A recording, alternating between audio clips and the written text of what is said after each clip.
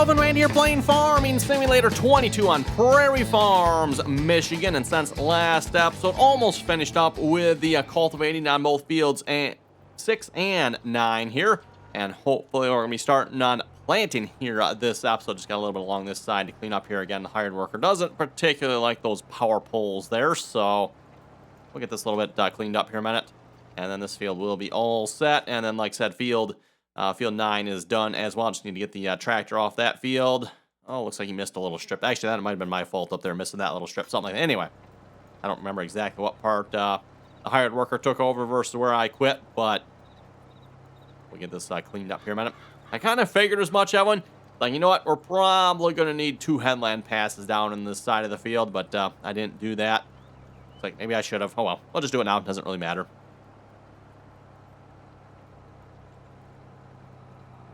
Okay, there we go. Let's fold that cultivator back up. We'll put this away, and then we'll go grab the planting equipment. We should be ready to plant here at this point, if I'm not mistaken. Oh, and that begs the question, Evan, what should we plant? We've kind of been sticking with the corn and the soybeans here so far. Just again, at least based on a Michigan map, everyone, corn and beans. That's primarily what we do here in Michigan. There are some wheat and some other crops as well, but corn and beans is definitely one of the big ones. Kind of like any other, I would say, probably Midwest states. Corn and beans are kind of the primary crops that are grown, right?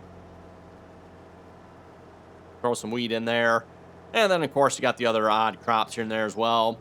I know, at least in Michigan here, at least from what I've been told, and I'm not super familiar with the other side of my state as far as farming goes, everyone, but I've been told, at least on the other side of the state, maybe that's what this map's based on, too. There's a fair amount of sugar beets over on the other side of the state, so, and again, like I said, I can't comment on that one much, everyone.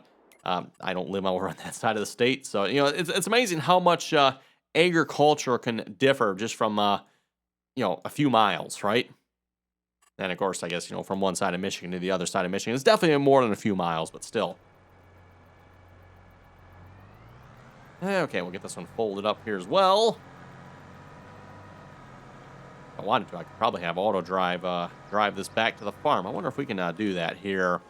Can he find his way back? That's not auto drive. Actually, where's auto drive? Let's see what's here. Not sure why auto drive is closed. That was kind of weird. We want you in a... Actually, that's the one we want right there. Drive mode. Do I have a farmyard one? I don't really have a farmyard one, do I? Well, if we go to field 9, let's see once here's it. Field 9 truck. That'll get me almost down to that corner. Yeah, he's not going to calculate a path, is he? I wonder if I bring him to the road here, he might. It's a bummer you can't just start him wherever one. You have to be, I guess, somewhat close to the path.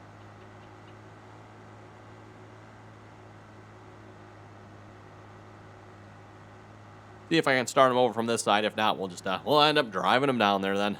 All that work. Terrible, I mean, terrible.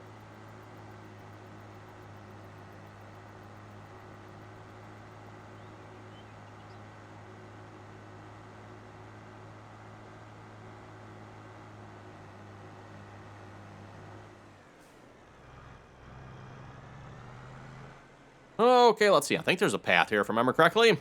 Yep, apparently there is. Okay, we'll let him drive the rest. He's just going to go down to here, and I'll have to end up driving him the rest of the way there. I don't really have...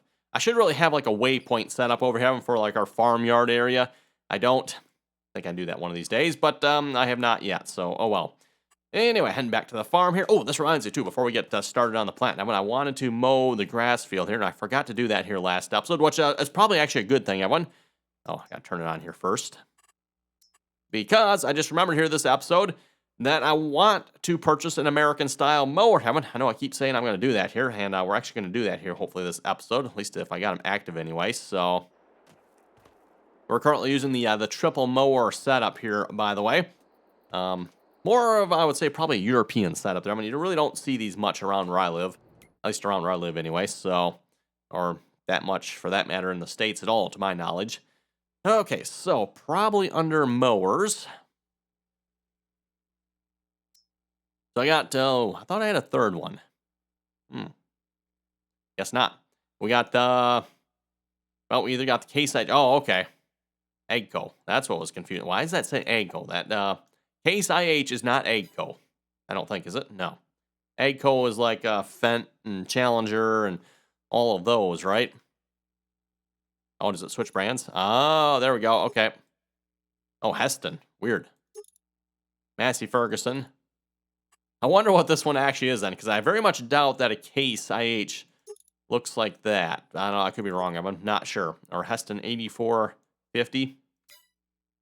John Deere one. I probably would go with the John Deere one, but the John Deere one, this is a little bit smaller one.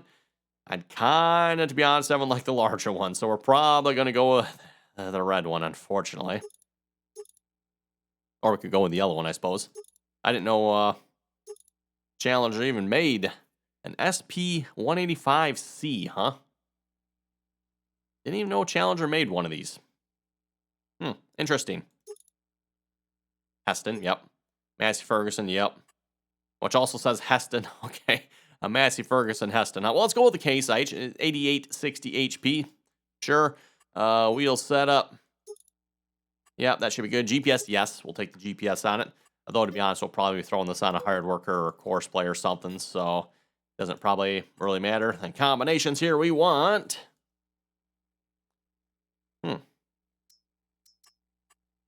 Interesting. They actually got two different heads here for this one. This one's probably for the grains. So you wouldn't necessarily use this one in hay or something like this. This is the one we're probably going to go for, which is actually probably going to be narrower than our triple mower setup, but, oh well. Eggco Case. Yeah, we want the Case one, right? Yep.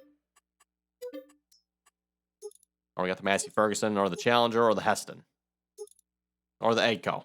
Which, wonder which one to be the Eggco then, because there's really not an Eggco. You got the Challenger, you got the Heston, you got the Massey Ferguson. Not sure. Anyway. Well, the 9535, they reached that, huh? Well, that took them quite a while.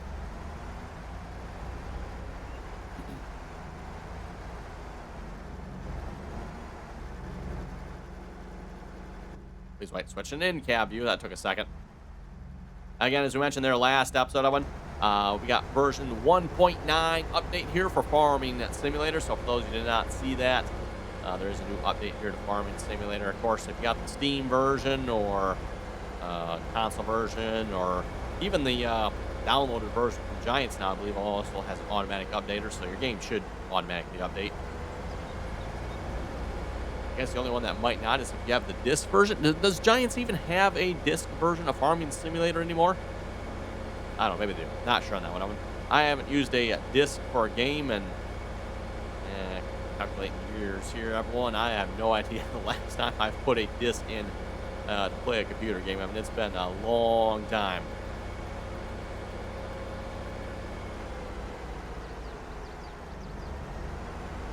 At this point, you know, discs for games, I'm pretty much an antiquated relic of the past here.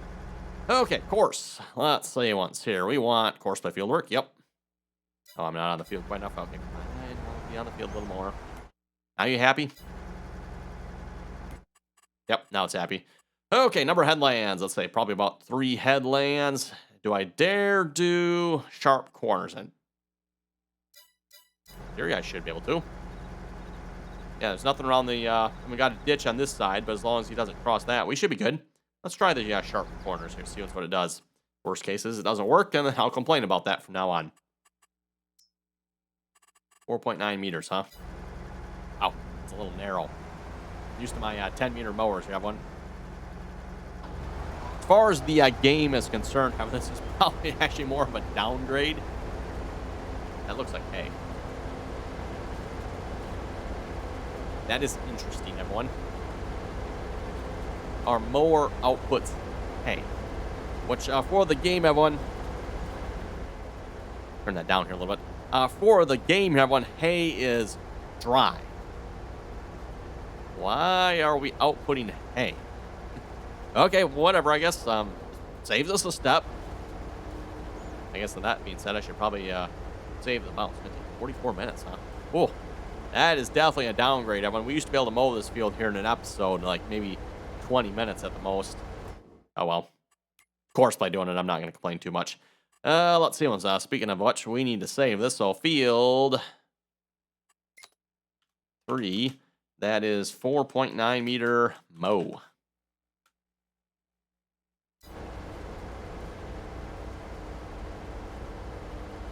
Well, like I said, it might be a little narrow, but save the step. So in the end, it's probably about the same.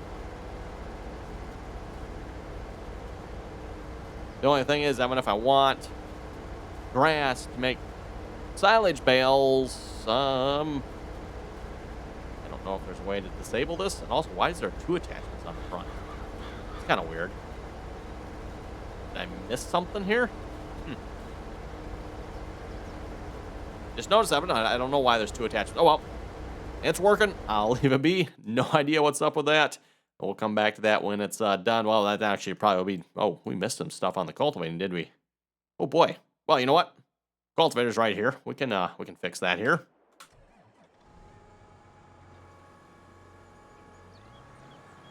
We'll just have the hired worker make a quick pass up. And I thought I had fixed this here, but I guess not.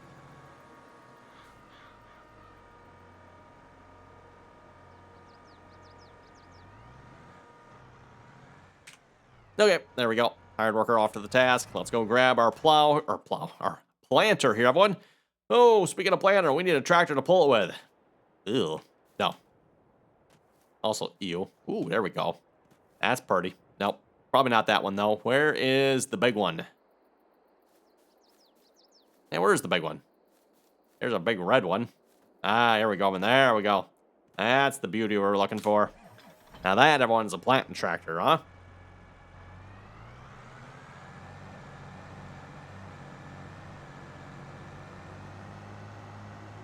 What we need to get is the full tank setup and everything for them, and that'd be perfect, right? Fortunately, in the game, we don't have to worry about that too much here. The extra fertilizer storage probably wouldn't be of much. Oh, you know what? I need this shed back here, don't I? Wouldn't be of much benefit. Especially seeing as how we put slurry on both of these fields. Which brings me back to the whole discussion I was having when we started this episode as to what we should plant on these fields here. I'm kind of thinking maybe I've won some corn and sunflowers. Because sunflowers do take fertilizer. And well, I'll have to say, I don't think we grow a whole lot of sunflowers here in Michigan. We do grow some. That's the bean planter, huh? Yeah, well, it can also be the corn planter. So just a couple button pushes here. Boom. Corn planter. Ah, if it was only that easy in real life, right, everyone? Just a couple quick pushes and bam. Your seed type has changed. Unfortunately, in real life, it's not quite that simple on most planters. For one thing, you need to clean out whatever seed is already in there. So if you're going from corn to soybeans or vice versa, that one you need to get one or the other back out, right?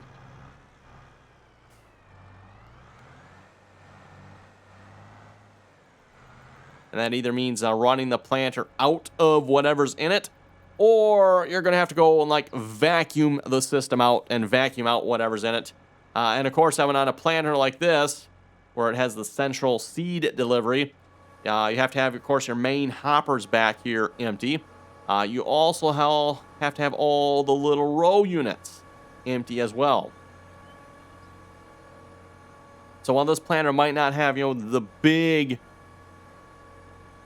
storage on it like a normal row unit planter, it does still have a little hopper on it. You have one where it does store a little bit of seed in it. So again, there's not a lot in there of them, but still, there is a little bit of seed there, right?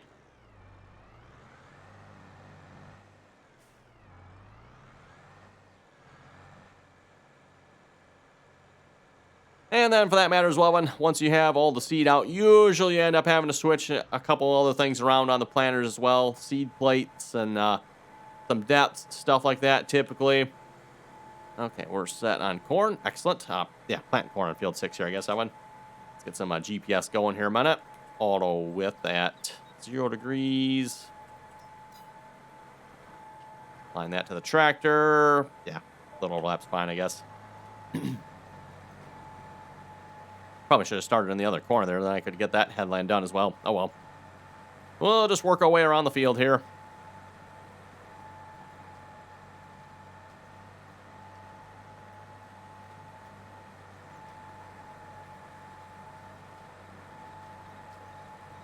I think maybe we'll do it, but we'll get the corn planted here this episode, and maybe we'll come back next episode, and we'll tag team it here with the other planter on field 9. Field 9 is a little bit larger there. We'll maybe get both planters running in that field. How's that sound, Owen? We haven't really done that up until this point here on this series. We've just kind of kept one planter running at a time here for the most part. Our bean planter, if you will, and then our corn planter.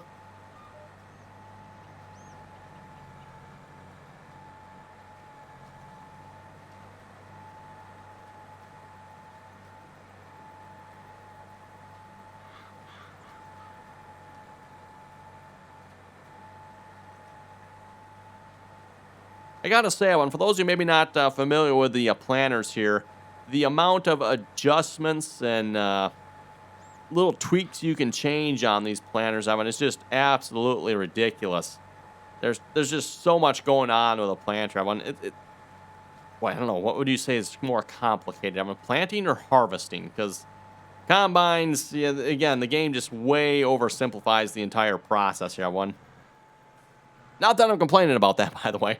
I'm not sure those of you watching playing would probably necessarily want the complex nature here of you know, a real life planter, right? Might be kind of fun to some extent, but oh, what's up with that GPS? That's not pointing the right way. Come on, GPS. There we go.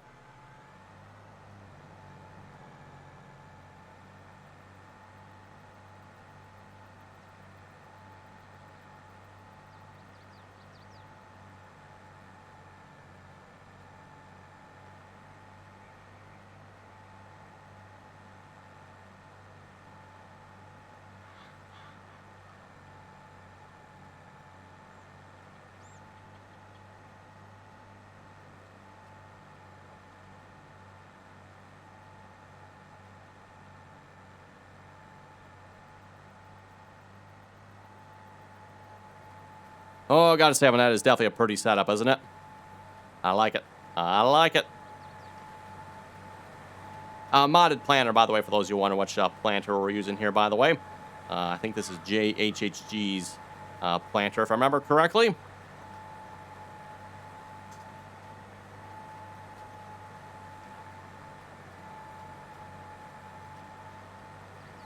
With the row markers on it. Yeah, row markers. I wonder how many people running a 24-row planters are still using row markers yet.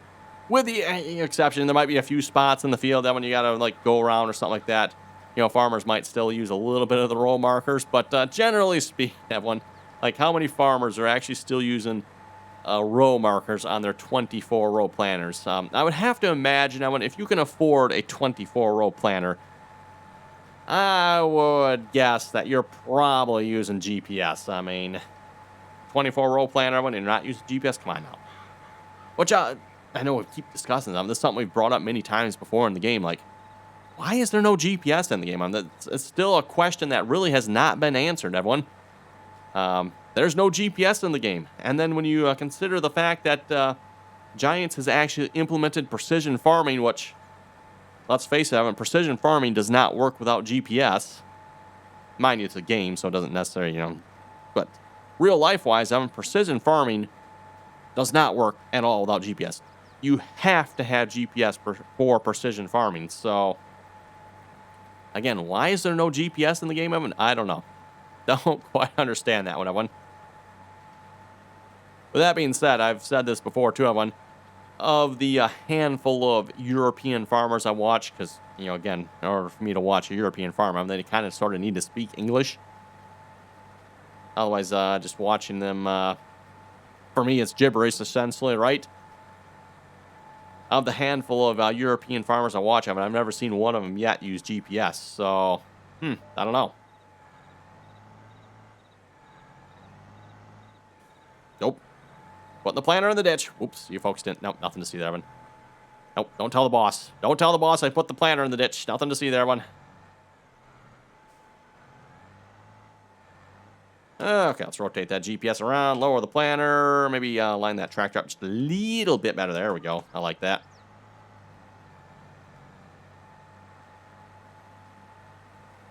Yeah, probably could have moved that over about 2 rows. Oh, well, maybe 3 rows there. wasting a little bit of seed. Actually, as far as the game is concerned, Evan, it doesn't actually really waste any seed, I don't believe.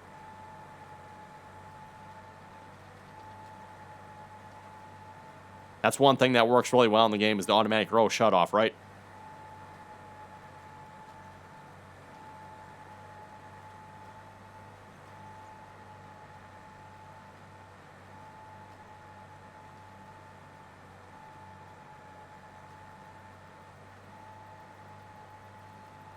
Anyway, pulling up some comments, everyone. We'll see once we got here. Ethan was saying, to be fair, John Deere wouldn't be here if it wasn't pulled by a case. Where's the ban button here? Banning Ethan, check. Yes, okay, good. Christopher was saying in Oklahoma, yes, we did use the pumps and hoses. And I would imagine, when it comes to the whole pumps and hoses here, which, by the way, as I mentioned before, when I plan on doing a live stream, which actually that's probably going to happen tonight. So by the time you folks see this video, it'll probably be a little too late. Hoping to maybe play around with some pumps and hoses here on tonight's live stream. We'll see once how that goes. That'll be RDAllen over on Twitch, by the way, which, like I said, you folks will probably be too late for it, although you can go back and watch it later if you want. At least I think you can on Twitch, right? As far as I know, you can watch the past live streams.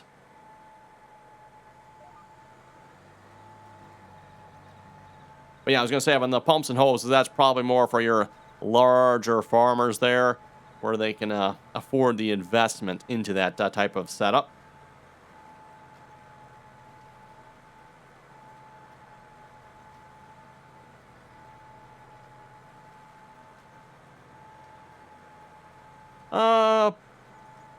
Holzigan, not sure if I said his name right there, says, No Man's Land is a good map for survival of sorts. Start from scratch and there are no fields.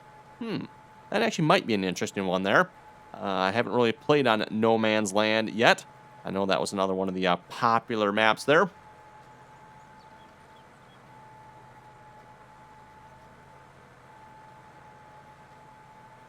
Brian was saying the water is there to make the manure more liquidy, so it lasts longer. Won't use as much as if you were using no water.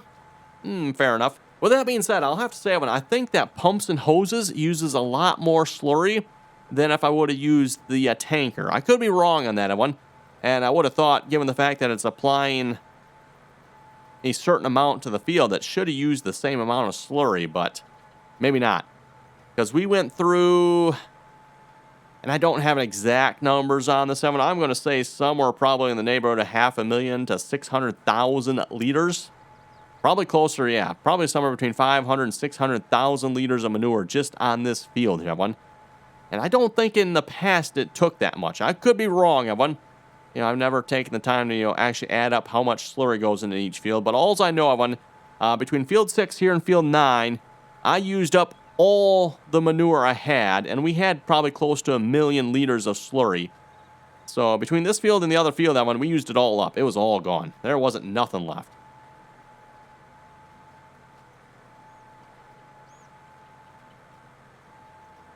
And again, like I said, I could be wrong, but it sure seems like the pumps and hoses pack really uses the manure quickly.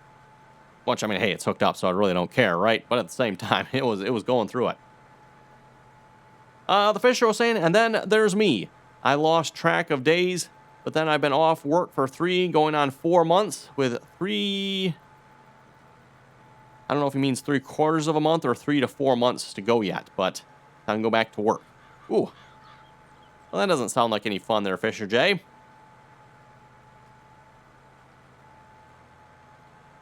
Although, I don't know. I wouldn't have having 3 to 4 months off. I could maybe be persuaded to do that there, everyone. Yeah, I could probably be persuaded.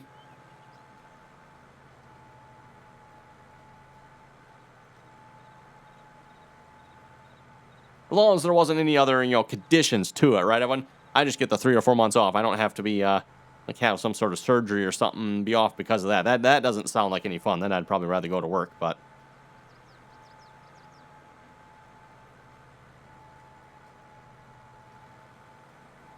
Okay, almost back to this end of the field here. And like I was saying, we'll have to get our line nice and close here, because there's not a whole lot of extra space here between the field and the poles. especially with the row markers that stick out past the planter here just a little bit.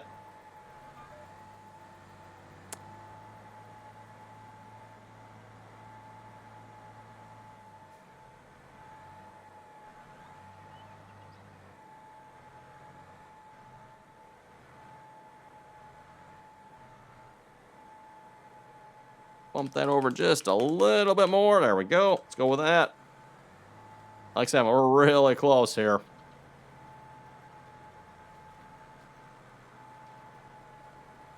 Let's check and see how our mower is doing here as well. Oh, he's got some of it done, everyone. He's working, yep, that's good. Looks like maybe the sharp corners is working. Yeah, because looking at the map, it looks like he's got every last little corner of the field mowed here, so I like the looks of that.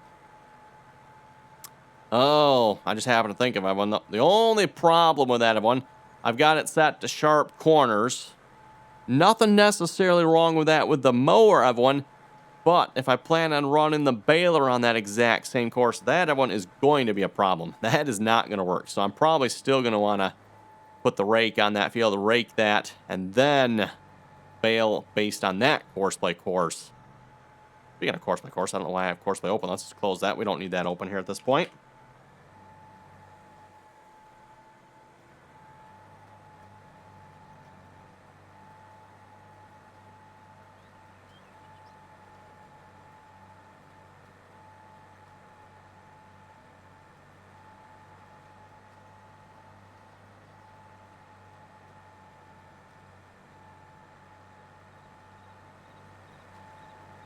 And again, as I already mentioned, Evan, I think we're planning on probably by the end of this season, and by season, I mean after this harvest this year in-game, everyone, we're probably going to be looking at switching maps.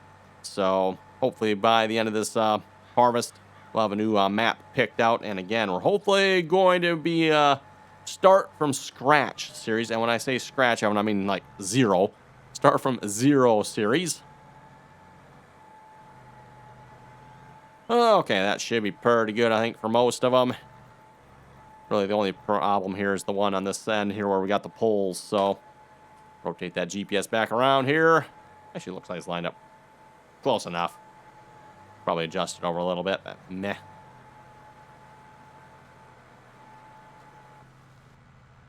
Oh, now starts the long, boring work, everyone. Up and down the field. Yep.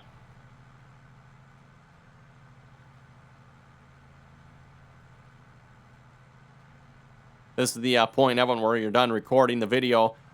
I go turn on a video to watch myself and then just sit here and go up and down the field. The only problem with that is got to make sure I turn on the headland stop mode, which doesn't always work sometimes. I don't know if anyone else has noticed that. It never worked real well back in Farming Simulator 19 either, everyone, but for those of you who use the GPS, it does have like a headland stop where it's supposed to stop at the headland. Doesn't always work, unfortunately.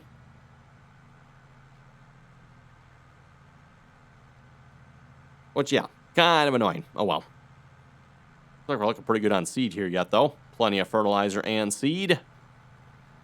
Wow, still a little laggy yet, isn't it? That's kind of surprising. Yeah, like you're scrolling around everyone, and it just bottoms out every so often. Huh. Wonder what's up with that. I can't say I noticed that. It seems like the update maybe is what affected that. And I thought, typically when you update, usually you'll see that a little bit there for like the first hour or so you play in the game. And then once you get past that, everything should smooth back out again. Basically regenerating that shader cache. Once that's regenerated, you're good. But, we're definitely well past the hour mark here at this point. We got several hours in here, and it's still hiccuping every now and then. Wonder what Giants broke. Oh, that was an autosave there. That explains that one. Okay, well, anyway, Evan, looking at the time here, looks like it is, unfortunately, time to wrap it up here for this episode. So on that note, you folks have any comments or questions, be sure to leave them down below. And as always, Evan, thanks for watching, and till next time.